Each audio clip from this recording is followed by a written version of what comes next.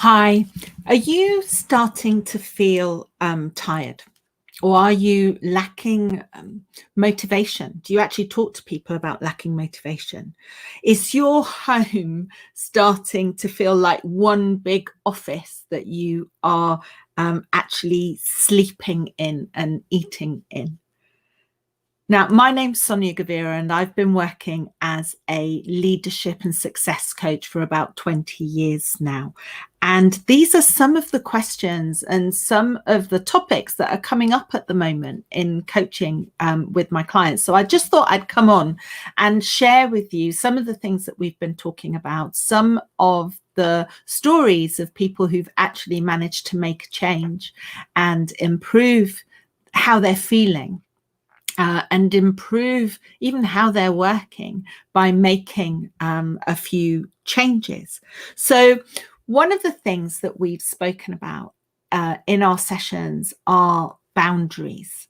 In this period of change, when we've all been, or a lot of us have been working from home, those boundaries have been blurred. Now, when it's a period of crisis and it's a short period of time and you just need to do what you need to do to keep moving and keep moving forward, then it doesn't really matter. We just do it and we are just happy and in a way have a sense of fulfillment that that these things are happening and that things are getting done, if you like. But when a few weeks turns into a few months, and even at the end of a few months you can't see the end, then that's when it's really important to start looking at it holistically, start looking at the whole thing, and start making some decisions around boundaries, about how you organize your space and how you organize your time. So I'm going to give you an example of one of my clients called Shelley, who was was really struggling with her motivation, was tired, and it became very clear when we were talking that there were just not enough boundaries really around what she was doing. So what was happening is that Shelley found herself working from 8 in the morning till 8 o'clock at night. Teams meetings and Zoom meetings, one after the other.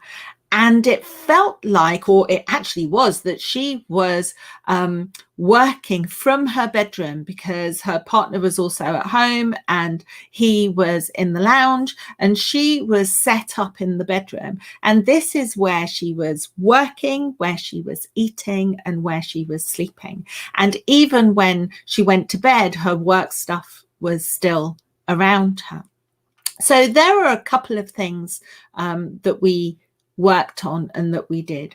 One thing was around her time. So Shelley used to have about an hour and a half commute to work every day, and an hour and a half commute back. And what she was doing now was she was great. She wasn't commuting, but she was using that time to work. And so it felt like, and it was, that she was working from 8 in the morning all the way through to 8 in the evening with nothing else happening. So what we decided to do was look at that time that was an hour and a half in the morning and an hour and a half in the evening and set up a different routine from that for that time. There was no need for her to be at her desk, or in this case, in her bedroom, starting work at 8 o'clock in the morning when usually she would be working at 9. So what was it that she was going to do with that hour and a half in the morning and that hour and a half in the evening? And there were things that she was missing. So she was missing exercising. She was missing taking some time to listen to podcasts and read some of the things that she wanted to read. She was missing time with her partner, really. And so what she decided to do was actually make that hour and a half in the morning and that hour and a half in the evening sacrosanct, if you like. And it was her time to do other things. So that was one thing that she did. And she started to look at her time. She could still be just as productive at work, working her work hours, and purposefully take that time in the morning and take that time in the late afternoon, early evening for herself. So that was one thing. The other thing was boundaries around her space. So Shelley had to work in the bedroom, although this has changed now. But what was happening was that stuff was everywhere. So what she did was she decided to get a little crate, and all of her work stuff, including her laptop and her iPad and all her papers and filing and everything else, went into this crate, so that when she finished work, she put everything into the crate, put the crate away, and that was the office tidied up and away. When she then started to work the following morning, she just opened up the crate and that was set up. Now, we've since worked on getting her some space in the house where she's got a desk and she can, and it's one of these desks with a roll thing that comes down so that she can actually put everything away. So that was what we managed to do for Shelley in terms of boundaries around her time, really importantly, and also boundaries around her space. Now, the other thing that we worked on was really getting clear on what it is that drives her. And for this, I use something called motivational maps. Now, motivational maps is an amazing tool that helps you, it gives you language more than anything else. So it gives you language around what your drivers are, what it is that truly motivates you and gets you up in the morning, what it is that gives you energy. So I'm going to share, so bear with me, I need to just share an image here. Let me see if I can do that. So there you go. So here are the 9 motivators.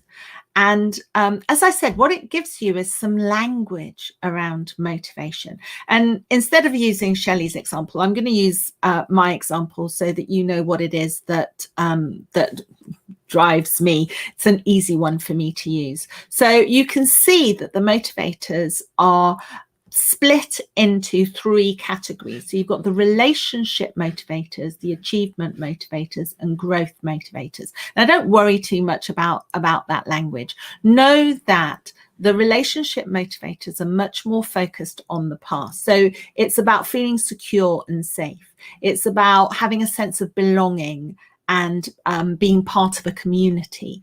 It's about getting recognition, and recognition for what you've done, recognition for what you've achieved.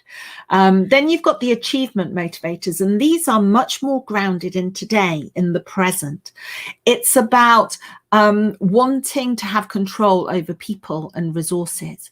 It's about material satisfaction, about money, about competition, about having that sense of something to go for today and win. It's also about learning and knowledge. And then you've got the growth motivators, which are much more future focused. So here we're talking about people who are really driven by doing new things, about solving things in new and creative ways. Freedom and independence, that's what spirit is. And also around making a difference and having a purpose. Now, my top 3 motivators in order are searcher, which means making a difference and having a purpose, friend, which is around belonging and community, and spirit here, which is about seeking freedom and independence. So for me, I know that in these times, if I have spent too much time just in front of my computer doing things, not engaging with people. So for me, it's fine to be able to engage with people through the computer. But if I'm not doing that, then I can feel my energy start to go down. I can feel my energy deplete, if you like. It's like I've got a little tap, and it's or a little hole, really. And no matter how much I put in, it's running out. So, and there are two reasons for that. One is because I'm not engaging with other people. It's just my screen and what I'm producing. And for me, being part of a community and feeling that I belong and being able to engage with that community and collaborate and create things together is really important, because then I know that I'm making a difference, which is my top motivator. I'm making a difference to the people I work with. I'm making a difference to my community. I'm making a difference in the world. And one thing that I'm really passionate about is creating and nurturing a new model for leadership, one that is strong and powerful and kind and empathetic, trying to get people to realize that this really is that we lead people, we don't lead things. And if we're leading people, then those aren't characteristics or adjectives that are ones to choose from. They need to exist together. So that's something that's really important for me. And if I'm not engaging with people to talk about that, then that's not energy. I'm not being filled up and energized.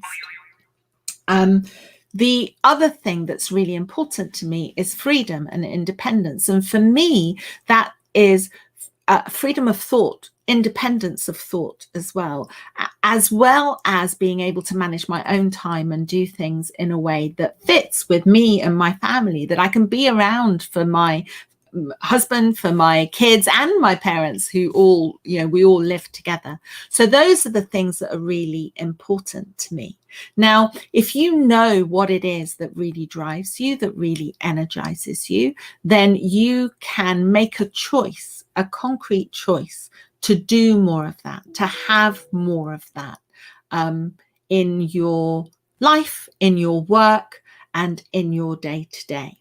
So if you want to know any more about the motivators, I'll put a link to some more information. I've also got a really short free course that you can do that just helps you. So it's like me guiding you through with some videos that helps you define or choose for yourself which ones are the ones that drive you. So let me know. Let me know what it is that you are doing to keep yourself filled up with energy. Let me know what you're doing or what you're going to do. If there's anything that I've spoken about today that you feel will help you and will help you keep yourself energized, then let me know. And I'm going to come on here regularly. It's probably going to be on a Friday, lunchtime-ish UK time, because then that gets to lots of different time zones. And if you've got a question, then feel free and let me know what that question is. So thanks for joining me today, and I will speak to you soon. Bye.